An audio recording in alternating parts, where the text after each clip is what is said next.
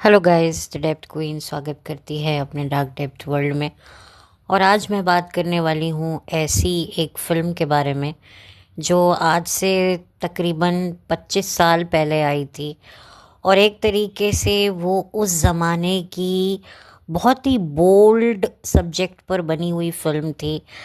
ख़ास तौर पे एक औरत जो अपनी शादी में पति के होते हुए एक गैर मर्द के साथ चीट करती है और फिर उससे एक बच्चा भी पैदा कर लेती है। और फिर उसके बाद जब पति को कई साल बाद ये बात पता चलती है, जब वो बच्चा भी बहुत बड़ा हो जाता है, मैरिजेबल एज का हो जाता है, उसकी सगाई भी तय हो जाती है, तब हस्बैंड को पता चलता है कि ये तो मेरा बच्चा था ही नहीं। फिर पत्नी के आगे पति जो है सफाई मांगता है, उस पर चिल्लाता है, चीखता है। पत्नी पहले माफ़ी मांगती है, रोती है, लेकिन फिर बाद में अपना एक स्टैंड रखती है कि भाई अगर तुमने मुझे समय नहीं दिया तो फिर मैं क्या करूं। मेरा भी तो कोई इमोशनल वीक मोमेंट हो सकता है। मेरे अंदर जब डिज़ायर्स जगें तो मैं क्या करूं। जब तुम्हारे अंदर वो डिज़ायर्स जागते हैं तब मैं तुम्हारे लिए अवेलेबल रहती हूँ। लेकिन जब मुझे मुझे वो डिज़ायर्स जागें और तुम चाह कर भी मेरी तरफ ना देखो, काम करो, वर्कaholic बने रहो, बिल्कुल भी इस बात की फ़िक्र ही ना करो कि तुम्हारी पत्नी किस तरीके से अपने डिज़ायर्स को हैंडल कर रही है, तो फिर मैं क्या करूं। तो ये जस्टिफिकेशन देती हुई पत्नी फिर आगे ये कहती है कि तुम मुझे माफ़ करो या ना करो, लेकिन अब मैं इस शादी में नहीं रहूँगी। जो बेटा होता है वो अपनी माँ से सवाल करता है कि मुझे पैदा होते हुए मार क्यों नहीं दिया। माँ कहती है कि सोचा तो था, लेकिन फिर ये सोच ये सोचा कि इसमें तुम्हारी क्या गलती है, तुम मासूम हो, तुम्हारा इसमें क्या कसूर। गलती हालात की, मेरी सिचुएशन की ऐसी थी कि मैं शायद पीछे नहीं हट सकी, लेकिन इसका मतलब ये तो नहीं कि मैं तुम्हें भी रास्ते से हटा दूं। लेकिन बेचारा बेटा अपने फादर के आगे शर्मिंदा होते हुए कि जिसे वो इतने सालों से अपना पिता कह रहा है, एक्चुअल में वो उसका पिता है ही नहीं। और बजाय सिचुएशन को समझने के, चुप रहने के, वो अपनी माँ पर ही बरस पड़ता है। अब देखा जाए तो बेटा भी सच्चा है, उसका गुस्सा भी जायज़ है, और माँ अपनी जगह सच्ची है। कभी कभी दो लोग अपनी अपनी जगह पर बिल्कुल सच्चे होते हैं, लेकिन सिचुएशन ऐसी होती है कि देखो, हर सिचुएशन किसी एक को गलत और किसी एक को सही जब तक नहीं ठहरा लेती, उस सिचुएशन का कोई फ़ैसला नहीं होता। सिचुएशन भी कहती है कि भाई तुम दोनों सही होते हुए भी नहीं हो सकते। एक इंसान को सही और दूसरे को गलत होना ही होगा, तभी कोई हल निकलेगा। ऐसे ही कोई हल नहीं निकल सकता, और अगर कोई हल निकल जाए तो फिर वो घर स्वर्ग बन जाता है कि जहाँ पर दो लोग एक दूसरे को बिना बेकसूर, मतलब कसूरवार ठहराए हुए बेकसूर समझकर सारी सिचुएशन का हल निकाल लेते हैं। ऐसे घर बहुत कम होते हैं, वरना एक को गुनहगार और एक को मासूम तो डिक्लेयर जब तक ना हो तब तक कोई फैसला नहीं होता। कोर्ट में भी यही होता है कि एक पक्ष जो है वो निर्दोष साबित होता है और दूसरा पक्ष जो है वो गुनहगार साबित होता है। नहीं तो जज भी कहता है कि आप आउटर सेटलमेंट कर लो, फिर उसके बाद आना, फिर चीज़ें आसान हो जाएंगी। और जो लोग ऐसा कर लेते हैं वो उनके कोर्ट कचहरी में पैसे कम बर्बाद होते हैं, और जो नहीं करते हैं उनके तो पता नहीं गहने, प्रॉपर्टियाँ सब कुछ बिक जाती हैं। तारीख पे तारीख डलती रहती है पर कोई नतीजा, कोई फ़ैसला नहीं आता। तो ये सारी सिचुएशन बताने का सार ये है कि एक तरीके से जो ये फ़िल्म थी, ये औरत की चीटिंग के जस्टिफिकेशन के लिए बनी थी।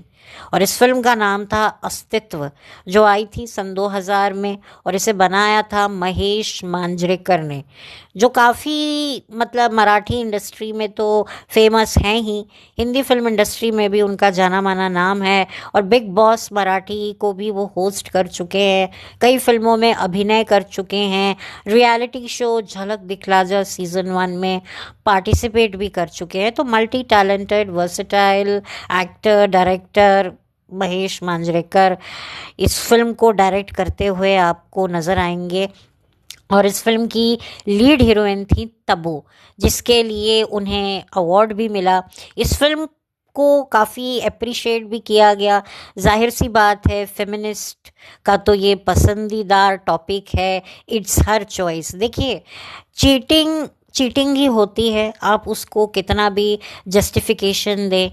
अब क्या होता है, जब मर्द चीटिंग करता है तो उसको कहीं ना कहीं ये उम्मीद होती है कि भाई मेरी पत्नी मुझे माफ़ कर देगी, भले ही वो कितनी बार भी करे। बहुत रेयर जैसा कोई, मिहिर जैसा कोई पति हो जिसको पता हो कि भाई मैंने एक चीटिंग की थी मंदिरा के साथ, तो मुझे बड़ी भारी पड़ गई थी, बड़ी मुश्किल से सारी चीज़ें सॉर्ट हुई थी, अब ये दूसरी जो मैंने चीटिंग करी है इसके लिए तो मुझे माफ़ी नहीं मिलेगी, तो फिर बेटर है कि तुलसी और मैं अलग ही हो जाए, मैं उसके लायक नहीं हूँ।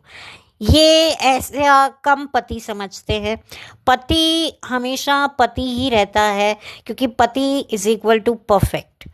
और वाइफ जो होती है उसमें कहते हैं ना, वाइफ आर नाइफ। कुछ लोग ये भी बोलते हैं, कुछ ये भी बोलते हैं कि पत्नियां बेचारी भोली होती हैं, there is no life without wife. Wife एक आदमी की ज़िंदगी में एक बहुत इम्पॉर्टेंट रोल प्ले करती हैं। और कभी कभी कुछ ऐसी भी औरतें होती हैं जो बिल्कुल अपनी हसरतें, अपनी उमंगों को साइड में रखकर पति की ड्रीम्स को अपना ड्रीम्स मानकर उन्हीं की उन्हीं के ड्रीम्स में अपना ड्रीम्स खोज कर पूरी ज़िंदगी निकाल देती हैं।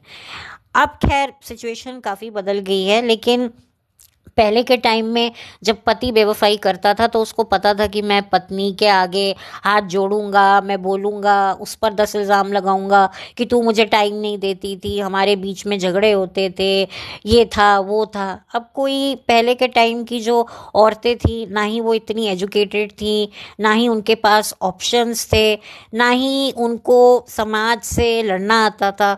तो वो कहती थी कि हाँ मेरी ही गलती है, मुझ में ही कमी होगी, मैं ही ऐसी दिखती हूँ, मैं ही अच्छी नहीं दिखती। जब औरत को पता चलता है कि मर्द का बाहर अफेयर है तो वो आईने में खुद को देखकर कोसती है, लेकिन जब मर्द को पता चलता है कि भाई उसकी वाइफ का किसी और के साथ चक्कर है तो उसका थोड़ा रिएक्ट करने का नज़रिया थोड़ा अलग होता है। तो ये तो पहले के ज़माने की पत्नियों का एक चलन होता था कि वो माफ़ कर देती थी। आज पत्नियां के सामने अगर पति इस तरह का डिफेंसिव एक स्टेटमेंट तैयार करें कि भाई तुम वर्किंग हो, तुम इतने आवर्स काम करती हो, तुम मुझे टाइम नहीं दे पाती, तो इसलिए मैं क्या करता, तो पत्नियां कहती हैं तो क्या इसका मतलब चीट करोगे, तुम कहीं बाहर दूसरी जगह मुंह मारोगे।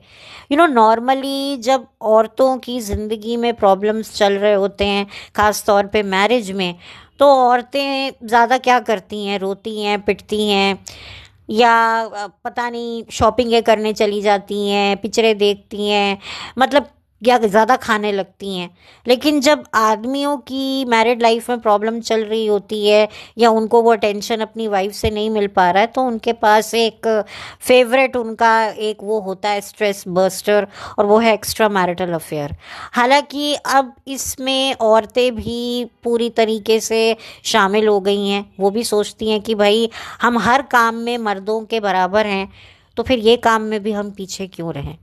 तो एक तरीके से ये जो फिल्म थी ये एक आईना थी, एक रियलिटी बताने की, एक भविष्यवाणी की थी कि आज से 25 साल बाद महिलाओं की यही सोच हो जाएगी। और इसका जीता जागता उदाहरण हमें सन 2020 में इट्स हर चॉइस का जो नारा लगाया था एक दीदी ने, वो कहीं ना कहीं इस बात का संकेत था, प्रमाण था कि अब यही होगा।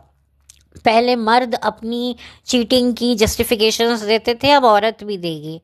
अब वो औरत जेन्युइन है, सही है, गलत है, मुद्दा वो नहीं है। मुद्दा ये है कि चीटिंग चीटिंग होती है।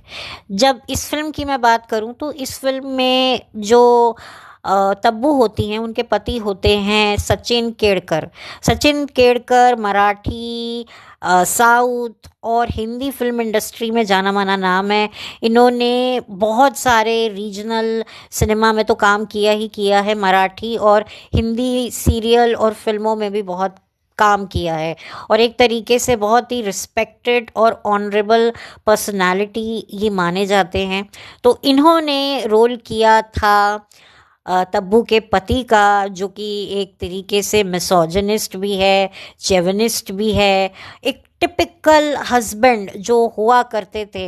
अब तो हस्बैंड्स की पर्सनालिटीज़ में बहुत चेंज आ गया है, बट पहले मतलब सड़ू खड़ूस, बात बात पे बीवी को टॉन्ट मारना, बात बात पे बीवी को जलील करना, उसकी परवाह ना करना, ठीक है अगर बीवी को एक्स्ट्रा पैसे दिए हैं तो फिर 10 बातें सुना भी देना, ये कर देना। जो एक पतियों का जो एक ऑरा होता था वो बड़ा हैवी किस्म का होता था। तो इसमें भी जो तब्बू के जो हस्बैंड का रोल है वो काफ़ी बिल्कुल एग्जैक्टली ऐसे ही हस्बैंड का रोल किया है, जिसको वाकई अपनी बीवी की कोई परवाह ही नहीं है। बस पत्नी थोड़ा सा उसको उससे अटेंशन ना मांगे, इसीलिए उसको म्यूज़िक टीचर रख देता है कि चल तू थोड़ा बहुत शौकिया तौर पे टाइम पास के लिए सीख ले। वो गाती अच्छा होती है, और मुनीश बहल होते हैं इसमें म्यूज़िक टीचर जो आते हैं, और वो खुद भी ये बात नोट करते हैं कि तब्बू का जो हस्बैंड है वो है तो खड़ूस आदमी। तो क्या होता है कि जब किसी बाहरी मर्द को ये बात का अंदाज़ा हो जाता है कि भाई इस औरत का पति जो है अच्छा नहीं है, तो नॉर्मली और ऑटोमेटिकली वो उस औरत की तरफ थोड़ा सा सिंपैथी दिखाने लगते हैं।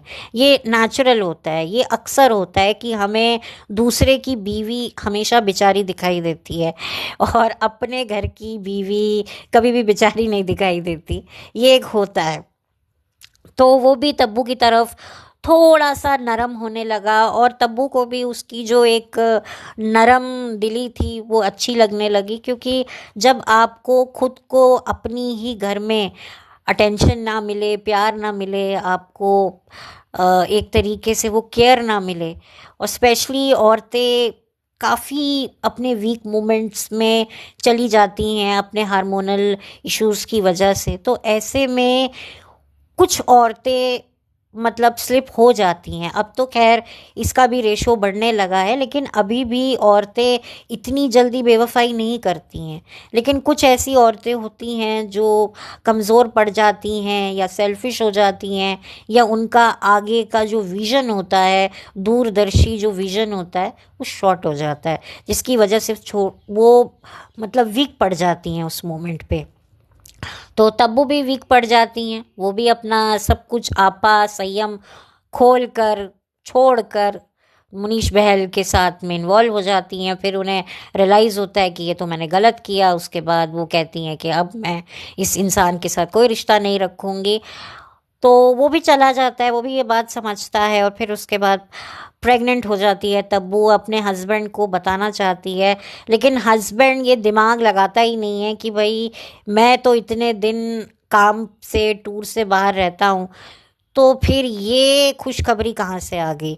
वो बात अलग है कि कई साल बाद जब बेटा बड़ा हो जाता है, शादी के लायक हो जाता है, तब जो है कड़ी से कड़ी पति बैठ के जोड़ता है, डॉट से डॉट कनेक्ट करता है, तब उसको पता चलता है कि यार मैं तो एक वर्कaholic आदमी था, मुझे तो पैसा कमाना था, और मैंने कितने दिन अपनी पत्नी के साथ वक्त उसे दिया, और कितने वक्त में मेरी पत्नी गर्भवती हुई। वो जब ये सारा गणित जोड़ता है तब उसको समझ आता है कुछ तो गड़बड़ है दया, और फिर वो तब्बू से क्वेश्चन करता है, और तब्बू भी समझ जाती है कि भैया अब इससे झूठ बोलना ठीक नहीं, क्योंकि कह तो ये भैया सच रहा है, ये बंदा मेरी जो मेरा गणित था इसने पकड़ लिया है, जिसको इसने अपने काम काज के चक्कर में इग्नोर किया। क्योंकि जो तब्बू के जो हस्बैंड थे वो बेसिकली उन पतियों में से थे जो बिल्कुल टिपिकल वर्काहॉलिक होते हैं, जिनको सिर्फ पैसे की धुन होती है, पैसे कमाना, काम करना, पैसे कमाना, पैसे कमाना। बहुत कम ऐसे मर्द होते हैं जिनको सिर्फ दौलत चाहिए होती है ना, और शायद शोहरत चाहिए होती है, पर औरत नहीं चाहिए होती है। कुछ ज़्यादातर मर्दों को शोहरत, औरत, दौलत सब चाहिए होता है।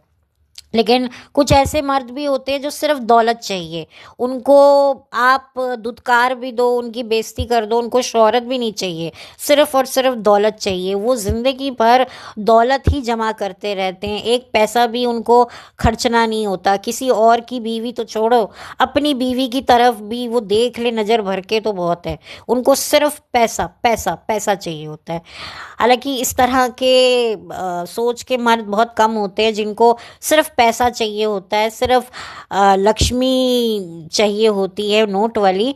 बट कुछ ऐसे भी मर्द होते हैं जिनको मतलब नोट वाली लक्ष्मी भी चाहिए और औरत वाली भी लक्ष्मी चाहिए, सब कुछ चाहिए होता है। तो जो टिपिकल हस्बैंड जो मतलब मैं कहूँगी कि जो तब्बू का जो हस्बैंड था वो बहुत बड़ा, आप कह सकते हैं उसको काम का बहुत ज़्यादा था कि मैं अपना बिजनेस बढ़ाऊँ, मैं काम करूँ, मैं पैसा कमाऊँ, पैसा पैसा पैसा वो करता रहता था, जिस चक्कर में कभी वहाँ जा रहा है, कभी यहाँ जा रहा है। तो वो ये सोच ही नहीं पाया कि भाई मैं बिल्कुल भी अपनी वाइफ के साथ मैंने कितना टाइम स्पेंड किया, और जितना टाइम स्पेंड किया फिर वो प्रेग्नेंट भी हो गई। तो ये सारा उसने कैलकुलेशन बहुत बाद में जाके किया। अब इन सब का नतीजा वही निकला कि फिर उसने कहा कि भाई मैं अब, तुम मुझे क्या छोड़ोगे, मैं तुम्हें ही छोड़ देती हूँ। क्योंकि कुछ हस्बैंड्स कुछ कहते ही नहीं हैं, ना वो माफ़ करते हैं, ना वो एक्सेप्ट करते हैं, ना वो कोई शिकायत करते हैं। वो ऐसे ही वाइफ के साथ रहते तो हैं, लेकिन वाइफ को भी पता चलता है कि अब ये आदमी मेरी रिस्पेक्ट नहीं करता। जैसे कोई औरत होती है वो रो पिट के एक बेवफा मर्द को एक्सेप्ट तो कर लेती है, लेकिन उसके लिए रिस्पेक्ट खो देती है। वो उसके साथ रह रही होती है, उसका दुख तकलीफ़ में साथ भी दे देती है, लेकिन उसको पता है कि एक नंबर का अय्याश आदमी है और आवारा आदमी है, ये कहाँ जाएगा, किसकी ज़िंदगी बर्बाद करेगा, तो चलो मैं ही इसे हैंडल कर लूँगी। क्योंकि बहुत सारी औरतें काफ़ी मजबूत होती हैं, वो कहती है ठीक है मेरे पल्ले आया है तो फिर मैं ही इसको अपने पल्ले से बांध के रखूँगी जब तक है जहाँ।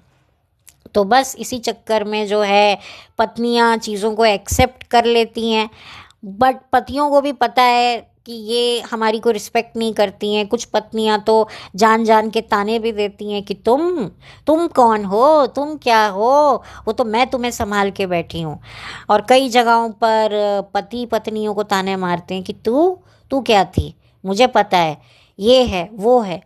तो फिर लगता है कि यार हम माफ़ी भी मांगे, चलो ठीक है गलती हमसे हो गई, हमने माफ़ी मांगी, और इन्होंने हमको माफ़ करके एक एहसान भी चढ़ा दिया, और ऊपर से ये बार बार ताने भी मारे।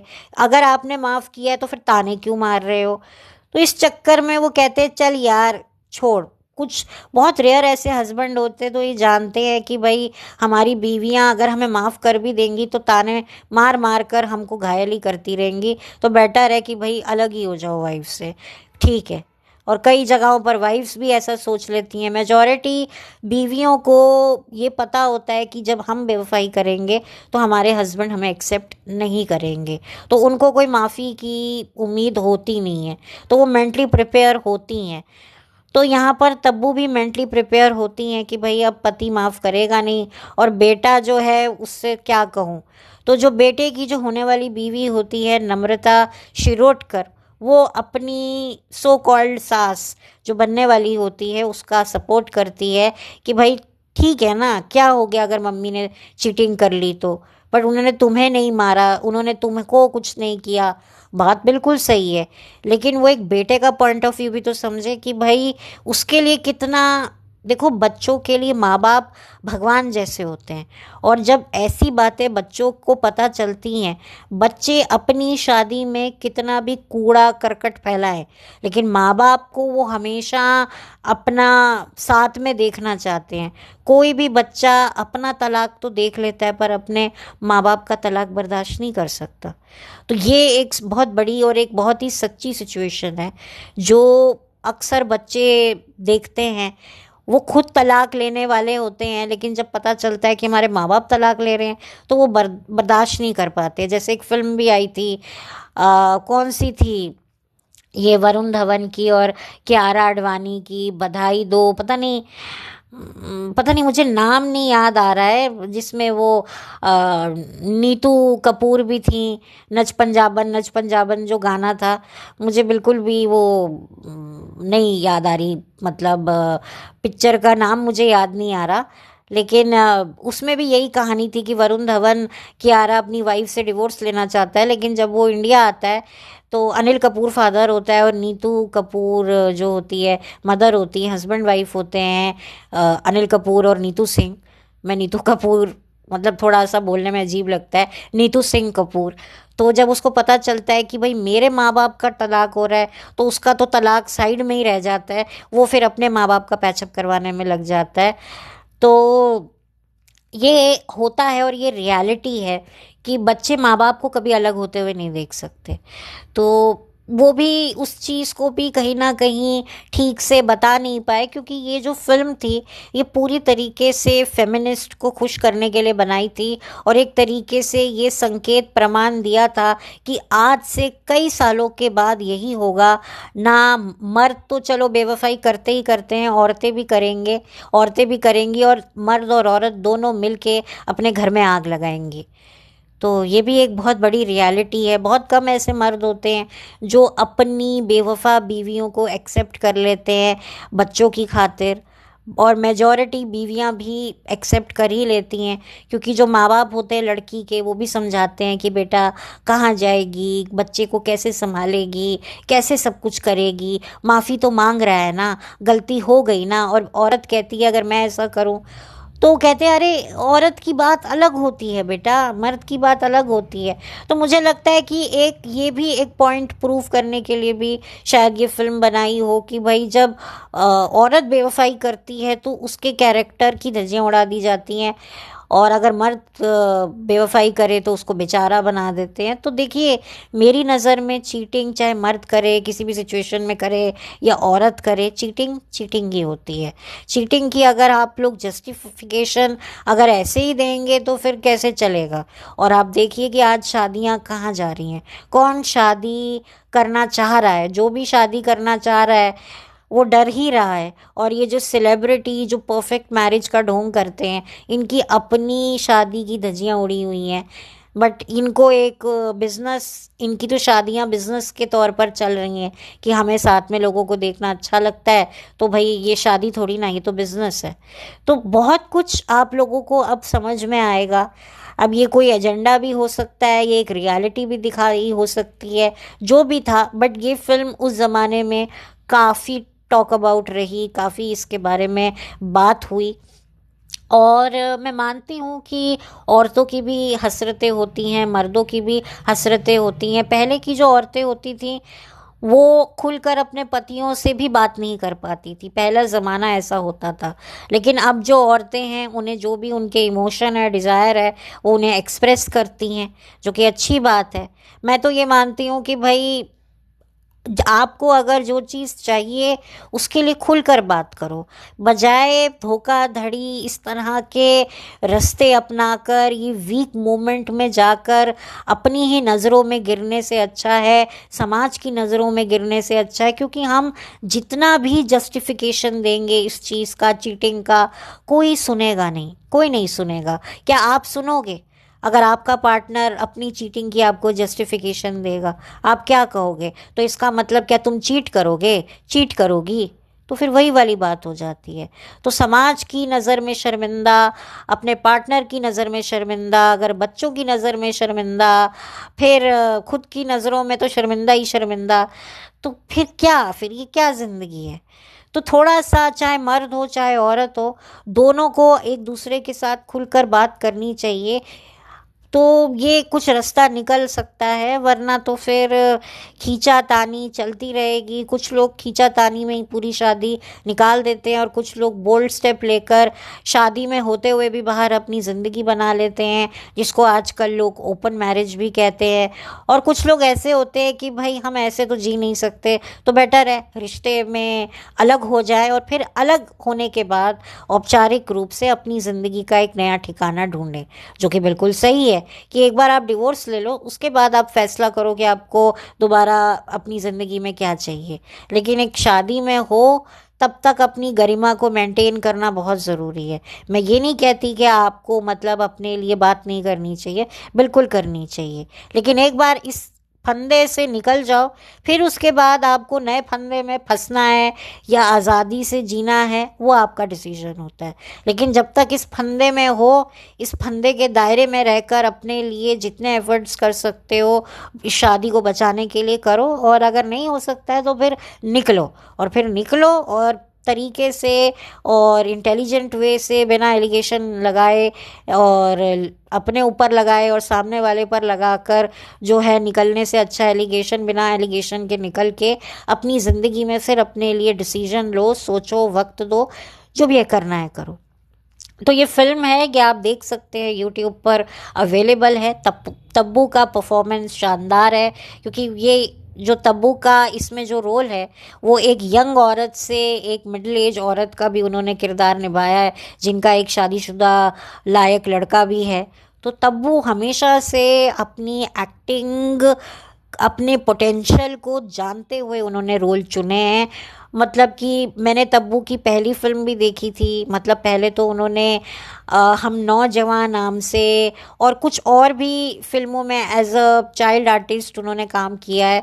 लेकिन उनको नोटिस किया गया था 1985 में आई हुई मूवी हम नौजवान जो आई थी, जिसमें वो एक टीनेजर लड़की बनी थी जिनके साथ दुष्कर्म होता है। तो यहाँ से तब्बू ने अपने करियर की शुरुआत की थी। फिर उसके बाद उनकी संजय कपूर के साथ प्रेम आई, फिर ऋषि कपूर के साथ पहला पहला प्यार आई, जिसमें वो नाचती गाती। फिर विजय पथ में रुक रुक रुक, अरे बाबा रुक।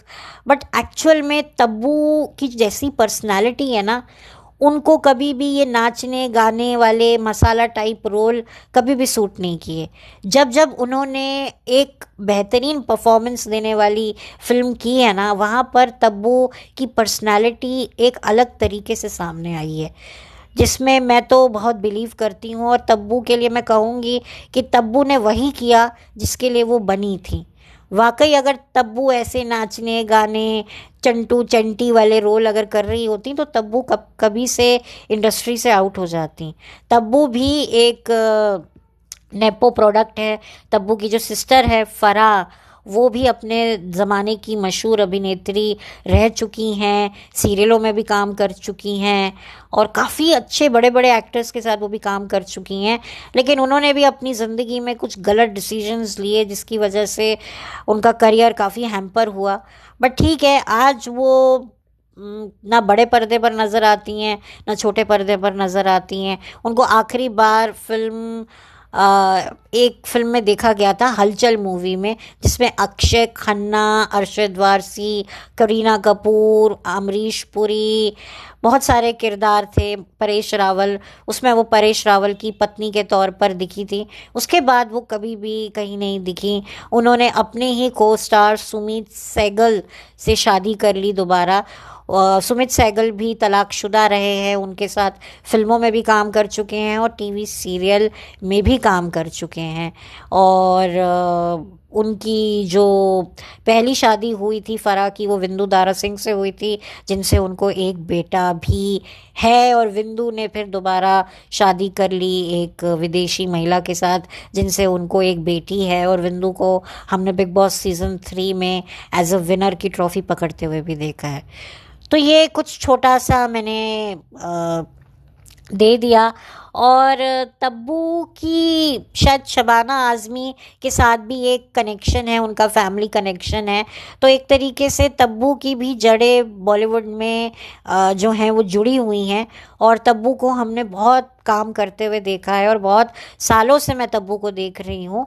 और वाकई उनकी एक्टिंग के लिए तो मैं क्या बोलूँ, उनका एक एक परफॉर्मेंस बोलता है।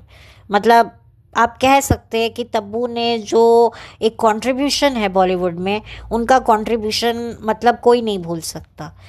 तो बस ये फिल्म थी और इस फिल्म को आप देख सकते हैं और अपना पॉइंट ऑफ व्यू आप बता सकते हैं, और बाकी तो कुछ नहीं है। तो फिल्म उस ज़माने के हिसाब से काफ़ी बोल्ड थी और शायद आज की जो फेमिनिस्ट महिलाओं की सोच से काफ़ी मेल खाती हुई थी। तो आप बताइएगा आपको ये फ़िल्म कैसी लगी, अगर आप लोगों ने ऑलरेडी ये फ़िल्म देख चुके हैं। तो अगर मेरे चैनल पर नए हैं तो प्लीज़ इसे सब्सक्राइब कीजिए। मेरा ये वीडियो पसंद आए तो इसे लाइक कीजिए। अपना कोई सुझाव कमेंट के ज़रिए लिखना चाहते हैं तो ज़रूर लिखिए। और अगर मेरा ये वीडियो आप किसी के साथ शेयर करने की इच्छा रख रहे हैं तो ज़रूर कीजिए, मुझे कोई एतराज़ नहीं। तो बहुत जल्दी मिलूँगी आपसे एक नए वीडियो के साथ, तब तक के लिए thank you so much, have a blessed day.